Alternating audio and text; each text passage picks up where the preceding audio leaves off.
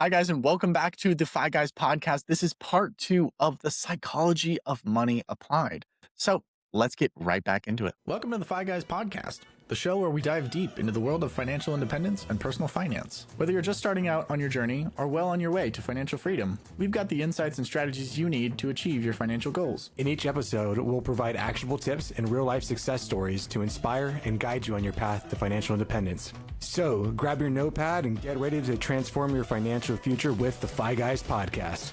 Let's get started.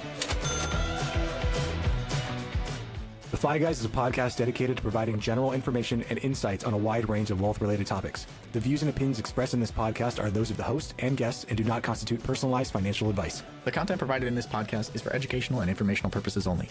It should not be considered a substitute for professional financial advice. Your financial situation and goals are unique, and the information provided here may not be applicable or suitable for your specific circumstances. We, the host and the guests of the Fi Guys, are not acting as your financial advisor. We are not aware of your individual financial situations, risk tolerance, or investment objectives. Any decisions or actions you take based on the information provided on this podcast are your own and made at your own risk. I may be a financial advisor, but I am not your financial advisor. And now that the lawyers are happy, let's get started. Have you ever felt shame or stress, Chris? Oh, in regards to money? 1000%. All the time. I think most people, I think there's a huge link between money feeling like security and money feeling like shame. They're like right next to each other. Money feeling like stress. They're right next to each other. You can almost lump them together, but I do separate them because security is honestly a step above stress and shame. Stress and shame is typically down at the bottom. That is protection. And the reason for that is shame as an emotion comes from fear of being ousted from the tribe, fear of being said like, you're done. You're not a part of us. You're excommunicado. Get out. And modern day, we have the ability to like, yeah, everyone don't care about people say like, you can leave everybody and you could be okay. And maybe that works nowadays because we have things like money to be able to still be able to make it. But we still have this 10,000-year-old brain in this modern day body. And in this 10,000-year-old brain, if you got excommunicated from the tribe, you were dead. Like there was no, you weren't going to try to go to the other town or anything like that because there was nobody else. No one wanted to reproduce with you. Like your lineage ended right there. So being able to keep those relationships, being able to keep all that stuff important is front of mind for us. Well, I guess it's back of mind, but it's one of those drivers that is pushing you. So that shame, it's extremely important. And you brought up, Dom, that this stress and shame comes from not having enough and people making fun of you and making you feel ashamed in that you don't have what they have. And that's one thing that I've seen that people relate to money with stress and shame about. That's one story. But I'll tell you the more common story. And I think when you hear it, you're going to be like, oh, well, I didn't even think about that. It comes from a lack of understanding. That's where stress and shame really come down from, a lack of understanding. And most of us, when we grow up, so we related back to the security. Mom, Dad, can I have this? No. Well, why not? Well, because I said so. Does that really answer your questions? You have an understanding to there? No, you don't. And now you go through your whole life not understanding things. I don't understand how money works. I'm not good with money. I'm bad with money. I'm all of these things. That becomes your identity of who I am as a person is not good with money. Who I am as a person is someone who can't learn how to be with money. So we go through our whole life telling ourselves this story of who I am at my core. And now this understanding or this lack of understanding pervades our entire lives. And that's where the shame comes in. I can't even begin to ask for help. I don't know what to do. I always feel behind. I'm always procrastinating. I'm always avoiding because I don't understand. And it's part of my identity to not understand. And now your brain feels safe in the not understanding. That's your unconscious saying like, oh, you can't understand it. Why even try? And just like Henry Ford once said, whether you think you can or whether you think you can't, you're right. If you have an underlying belief that says you can't understand this and you have the shame and the stress around it, you will never look for resources to try. And that's why so many people, they'll be like, oh, I don't understand how this money stuff works. It's like, have you gone to ChatGPT? Have you asked a friend? Have you tried anything? And they're like, no, like, why would I even try? I'm not good at it. It's because that's a story they're telling themselves. So they'll never take any of the steps until someone pushes them or until they get to a point that they have to be able to move out of it. That's why this one is so pernicious, so difficult to understand. Because unfortunately, these people most likely wouldn't even make it to this part of the podcast. Yeah. You know, you said something that led me down a chain of kind of questioning and understanding, and how parents says, no, can't have this. Why? Because I said so. And you feel stress or shame. I wonder how much parents have been subconsciously teaching children that the unknown answer is that stress and shame, which kind of keeps us from doing things that we're not accustomed to, that we're new at, that, we don't know how to do them. Right. It's to me, it's almost reinforcing, hey, don't do anything new. Just do what you know, and anything else new, that's scary. You shouldn't know about that. It's shameful. You don't want to be there. Right. And maybe scary or shameful, it's not even the right words for it. It's just doing something unknown, right? You're not going to like it. It's going to make you feel yucky, make you feel bad. Right. So that's kind of what I was thinking when you were saying that. I'm like, the parent is unknowingly teaching them not to try new things. And I think that's probably the worst thing you could teach a kid, right? But this is, I can see why this one's so popular, though. Yeah. And when it comes to that, not trying new things, like this is away from the pod, but just to understand it better, it's like your parents, like, they love you and they don't want you to fail. And in their brains, it's failure means that you are a failure. Like if you fail at something, it means that you are a failure. We need to be able to delink these two things. But your parents don't want you to, like, even like, think about us, Dominic. You tell your mom and dad, hey, I'm going to go be an entrepreneur. They're like, well, how about you go to school and like become an accountant or a lawyer or something like that? Like take the safe path. Take the path that's better trot, because they want what's best for you.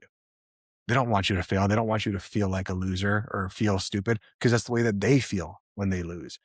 But if you watch a kid and they're trying to stand up, watch like a 2-year-old or I forget, 1-year-old, as they're trying to stand, a kid will try thousands of times, try to stand, fall, stand, fall, stand, fall. At no point will that child ever think I'm a failure for not being able to stand. They're just trying. They're just doing. And eventually they'll be able to stand, walk, talk, and do everything that an adult can do without the shame, without the things. The shame, the stress, that is learned behavior. That's learned by society, learned by your parents that loved you and try to do the best for you. Try to tell you, don't try that because you might fail at it. You'll feel bad. Or in truth, if you as a child, if you tried something and you failed at it, you didn't care, but your parent felt stressed. Your parent felt like a failure. And then you took those feelings into yourself, and now it's pervaded your entire life in every aspect. It's amazing how much impact a mentor, a family member, a parent can really have on a kid. And I think that's what's so beautiful about being a parent. Um, it's that you never know what your kid's going to remember for the rest of their life. And there's no way to kind of tell. So you kind of have to be on your game all the time and really never slack. And I can see why I can see why parenthood is stressful. I can see why that's a little bit stressful. Well, we have more points, Chris. Should we continue on with the points, or do you want to save them for Friday? What do you want to do? No, let's continue on with the points, and then Perfect. we'll talk about how we're going to break this one up on I love it. later Let's on. continue. So when it comes to point 4, it's why is this self-awareness actually matter? I think maybe for a lot of our viewers, like, all right, Chris, you guys have talked a lot about some patterns. You've talked about money psychology, but you might be thinking, listener, okay, but why does this matter to me? What can I do with it? Because this stuff doesn't just live in your bank account when it comes to money. It shows up literally everywhere, in everything. Even outside of money, you might be able to find yourself being like, oh, the shame, the stress, all these things, it's more than just money. It's everything. When people don't understand their money psychology, they tend to second guess every decision, swing between extremes, and carry low levels of stress that never really goes away. So without doing this self-work, they're reactive, they're anxious, they're inconsistent. But when they're able to put in the self-work, people feel calmer, their decisions have clarity, and they have confidence. You don't do this work to think about money more. You do the work so money takes less space in your life. Dom, can you think of some ways to be able to start doing the work? Or do you think of reasons that people think like, oh, I don't need to worry about this? Just tell me the real secrets and then I'll be successful. I don't need to think about myself. Like there's real secrets somewhere else that you guys are just keeping because you're selfish. Yeah, it's become kind of obvious to me that yes, you could ChatGPT this episode and get the bullet points, right? And get the cliff notes, right? The surface level information. But to be honest, people don't change because now they have surface level information. They change because they have a deeper understanding of the way things are working. And that's what makes the difference. Like, that's what makes the difference between the notes, us handing you the notes of this podcast and you actually listening to it and taking action. I think doing the right self work, um, is quite important, right? To improve, but also at the same time, um, if you're not, you said this earlier, I'm going to butcher it a little bit, but you were saying about if it's not measured, how can you improve?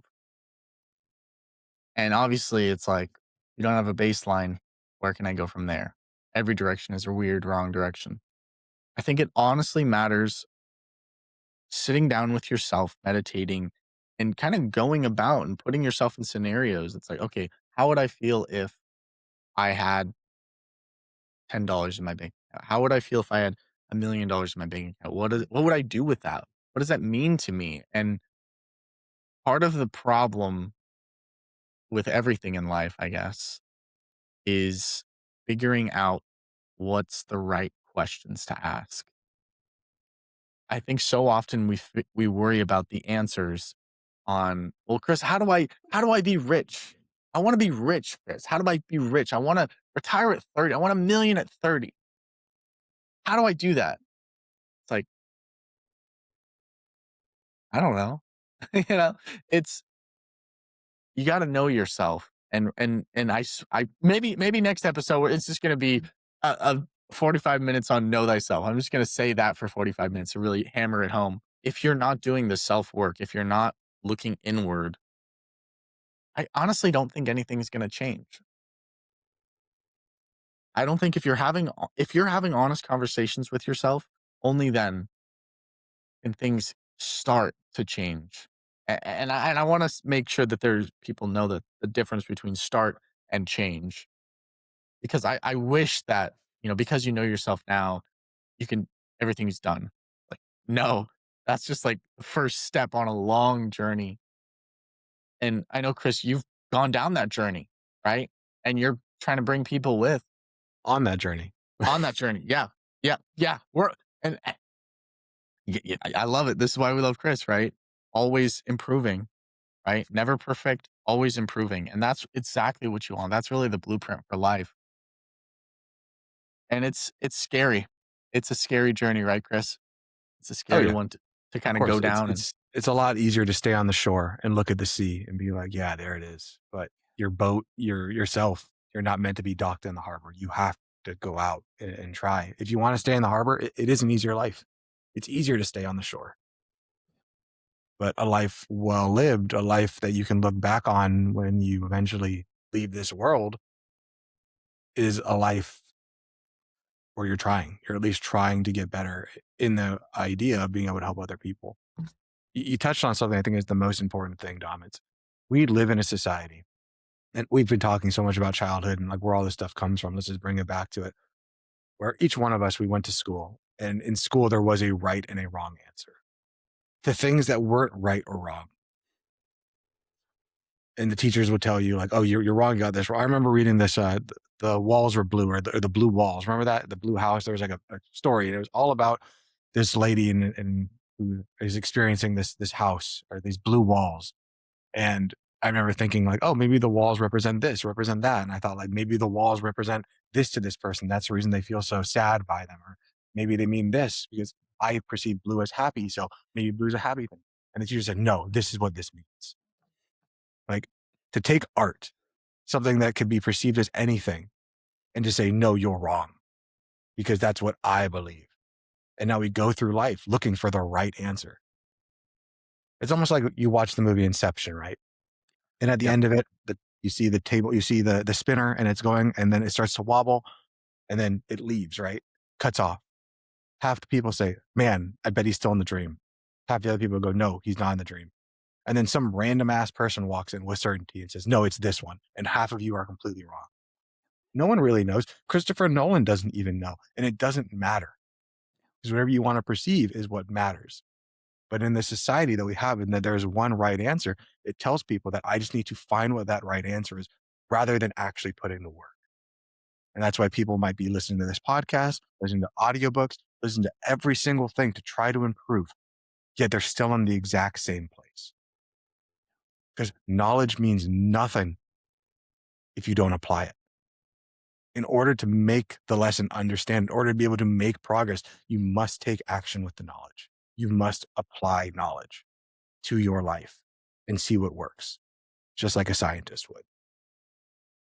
And I think the more you kind of look into the universe, there's really not a lot of things that are binary like that, like yes or no, like 100% truth, it'll never change. It's like there's not that many, right? There's really not that many. So it's important to always question when people say things like, no, Chris, blue, it's not right. Blue it's not happiness, right? It's actually this. Like, okay, thanks for the psyop. Um, appreciate that.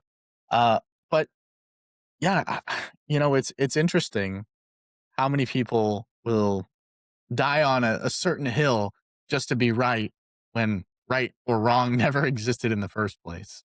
And they're fighting a battle with what? Society? Such a weird, such a weird, such a weird life we live. I want us to move into a self-reflection segment. And this is where we're going to kind of just slow down. And I want you to really listen to yourself. I hope at this point our listeners understand that this is important. And I understand, I 100% understand it, because I hate doing these things too. That when you have to sit there and ask yourself, like, why is it? And look into yourself. It's difficult because you don't want to look into yourself. You don't want to admit that maybe I am the problem. Maybe I have to change a little bit in order to be where I want to be. We all just wish that the answer was right there. We all wish that our teacher would just be like, no, the answer is 6, 42. Like it's really as simple as that. And you move forward. But if it was that simple, I would just say, hey, make more money, spend less money, you're going to do good. We all know that it's not that simple. So I want to just slow down for a moment, not to fix anything, but just to notice. Like Dominic said at the beginning of the podcast, this is not going to fix all your problems. There's nothing that we can do in an hour and a half segment or anything like that that could fix all of your problems. But being able to notice is probably the most invaluable thing, because it allows you to ask the questions. And the real truth is not in the answer. It's in being able to ask the question. So I want you to reflect on some of these questions and just sit with them. Think about them. What emotions show up first when you think about money? What emotions show up first when you think about money? Take a second, pause the podcast, and really just reflect on that for a second. Number 2, what did money represent in my household growing up? What did money represent in my household growing up? The way I like to ask this question to my coaching clients is the first question I will ask somebody when we get into things is, what did your parents teach you about money? That's another way of asking that question. What did money represent to you? Because sometimes people don't understand that. What did your parents teach you about money? Might be an easier way to ask yourself that. And this third one is probably one of the more important ones because there is an answer and you're probably not going to like it, but it's down in there. When I avoid money, what am I actually protecting myself from? When I avoid money, what am I actually protecting myself from? There's no wrong answers. There's no right answers. Awareness alone is progress. Awareness alone allows you to see the bigger picture. What do you think about the questions, Dom, or do you want to talk about any of those? Wow. I mean, we could do a podcast on I was literally thinking, I was like, man, all three of these are podcast worthy questions. These are unbelievable questions. And, yeah, I got some answers for myself, honestly. I didn't even think about, especially on that second one. What does money represent in my household growing up?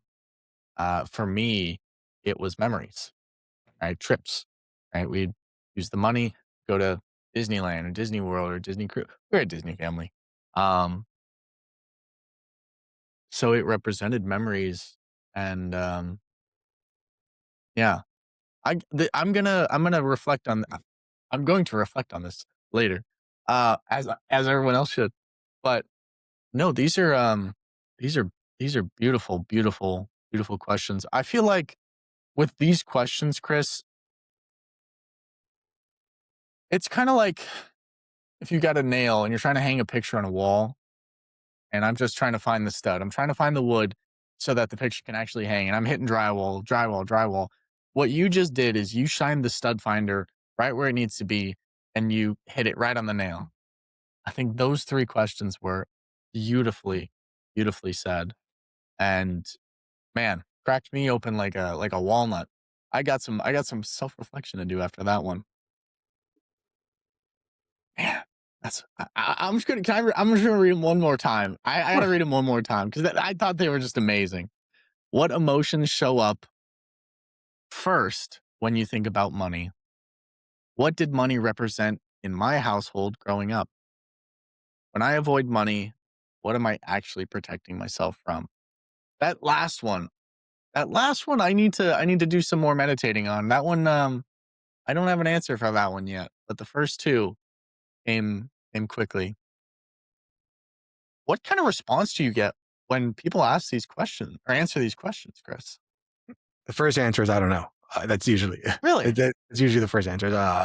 It's usually uh, Hmm. because these are deeper questions. Yeah. Um, I think we are a society that is very good. Actually, it depends. It depends if I'm coaching a man or a woman. Men usually have no idea. Men is usually I don't know.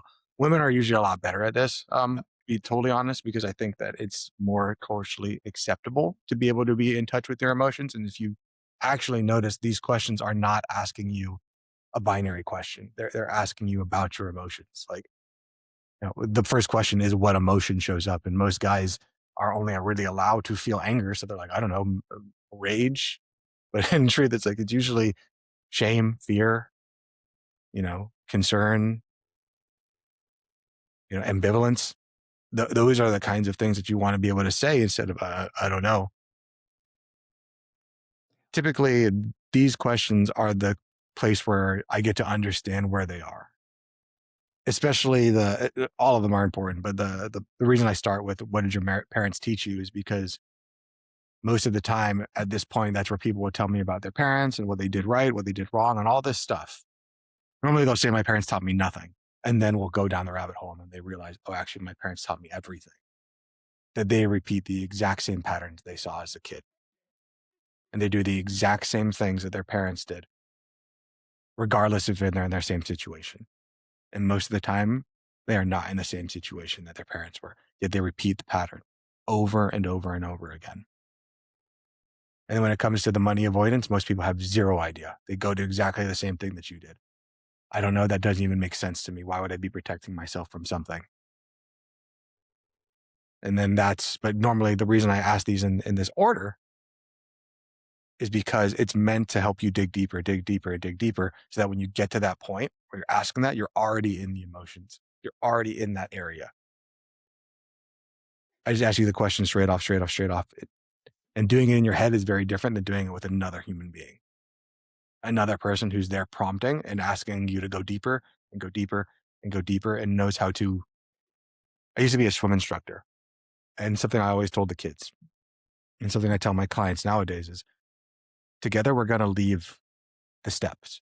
We're going to go into the deep waters together, but I'm not going to leave you in the deep waters.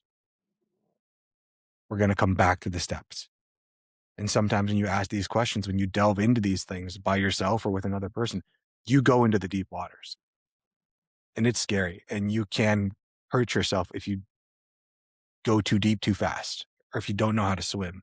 That's why sometimes it's good to go with a guide who can go down there with you into your emotions, into your places, so that you can come back out and be able to go on with your day, be able to go on to these things.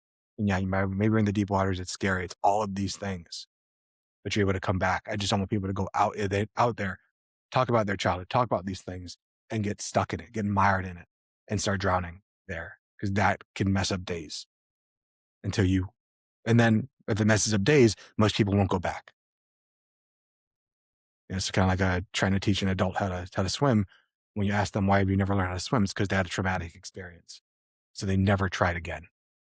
And that can happen with people when they go and they ask themselves these questions and they go too deep, too fast. Or when they go with somebody who's trying to help them, typically a financial advisor that doesn't know how to do this stuff, can really mess people up. And that's why people have pretty bad experiences most of the time. I never considered that. Some, you would not learn something because you had a traumatic experience. And that makes a lot of sense. Yeah, I think it's important for all of us to work through the things that we've kind of gone through.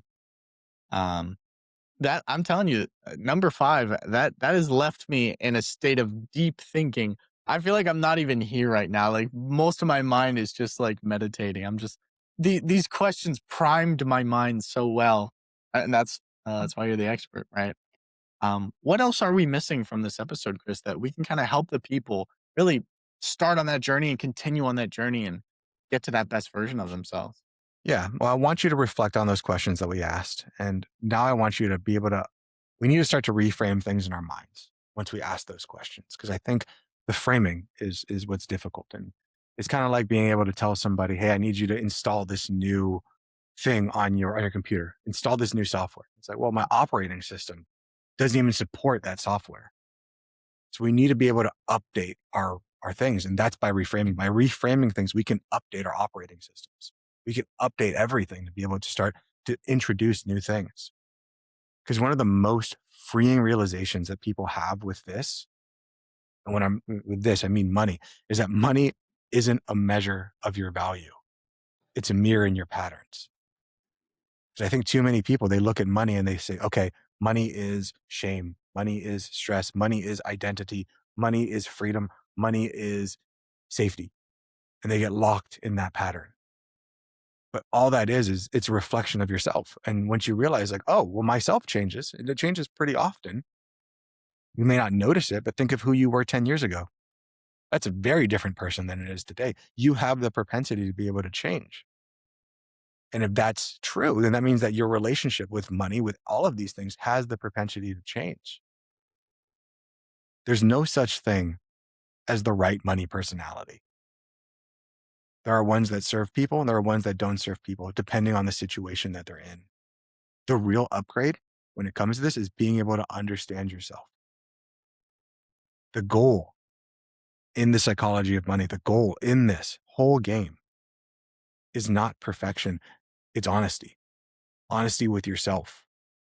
Honesty with others. But too many of us, myself included, don't think that I'm perfect at this, would rather hide behind the story of who I tell myself I am, of who we tell ourselves we are, because it's easier than saying, I'm not perfect. I'm not where I want to be. And it is 100% my fault. And the only way for me to get to where I want to go is to put in the work and believe that I can get better. Because if you believe that you can't, you are exactly right. You won't. Nothing else to add to that. That was beautifully said. Beautifully said. So if you take nothing else from this episode, let it be this. Don't rush to fix anything. Take your time. Notice your reactions. Drop the judgments about yourself. We need to have awareness first before we have strategy. Strategy comes second, but what do we do in our lives? We go around asking for strategy. What's the right answer to get me where I want to go without understanding why I even want to go there? There's a reason that with the FI Crash Course, we started with why. We did, I think, 2 or 3 episodes about why. And I understand it's upsetting. It's annoying. Just tell me the tactics. Tell me the secrets. I need to know the secrets. There are some things that the ultra wealthy can do that normal people cannot. But the things that they can do did not get them to where they are. The things that got them to be ultra wealthy were the exact same things that you have the ability to do right now. Making wealth and keeping wealth are 2 very different skills. And I think that most people are so mired in the tell me what the ultra wealthy are doing to keep their wealth, where the game still is, you're not even at that point. You need to learn the skills to be able to get to that point. You need to be able to learn the skills to be able to make wealth before we start talking about how do I keep wealth. And then we need to have a discussion as to what is wealth. And we need to start going down that rabbit hole over and over and over again. And that's what awareness first begins. If this episode hit close to home to you, that's not a problem. That's a sign that you're paying attention. You're not broken, you're human. And money gets a lot easier when you begin to understand yourself. It's not as scary as it is, as you think it is. It just starts with awareness. It starts a little bit every single day. Like Dominic and I say, pretty much every podcast, 1% better. I'm not asking you to go from where you are to the Dalai Lama and completely understanding yourself. We're not going from where you are to Socrates. It's just understanding yourself a bit better. And I think as you reflect and you say, like, why did I do that? Why did I do that? That's a question. And there's the ability to begin to ask yourself. It doesn't have to be related to money. Just the other day, I was sitting here with my dogs and my dogs were barking and I got like upset. Like I got upset because they were barking and I had to ask myself, like, why am I getting upset? Why does it make me mad? And just in that ability to reflect and be like, oh, I can reframe this just by asking the question, why am I upset that my dogs are barking? Gave me the ability to look at them being rambunctious and jumping around as a good thing. Like, how lucky am I that they are rambunctious and jumping around? But only through asking that question can we see that we have the ability to change our first reaction. So our action step for this week, it's pretty simple. I want you to sit down and I want you to reflect on the 3 questions we asked earlier. Slow down just for a moment. Sit in a chair, sit on the ground, lay in your bed. What emotions show up for me when I first think about money? What did money represent in my household growing up? Or what did my parents teach me about money? And finally, when I avoid money, what am I actually protecting myself from? Dominic, would you mind closing us out? Absolutely. Well, if you don't like, subscribe and tune into next week. I don't know what to tell you. That was an absolute mine of gems right here today on the FI Guys podcast. We would really appreciate it if you did share it with someone. Share it with a best friend. Share it with someone that you can grow with. Share it with a boyfriend, a girlfriend. Share it with someone. There's not a person in this world that doesn't need to hear this. This is actionable. This is useful. This is practical. This is the FI Guys. I'm Dom. He's Chris. We'll see you in the next one. Peace. This video podcast is sponsored by Monzon Wealth. The content in this podcast is for informational purposes only and should not be considered financial advice. We do not endorse specific products or services. Past performance does not guarantee future results. The opinions expressed are those of the host and guests, not the podcast sponsor. It is crucial to consult with a qualified financial advisor or professional who can provide advice tailored to your specific needs before making any financial decisions, investments, or taking any other actions. If you are seeking specified help, you can reach out to Chris at monzonwealth.com.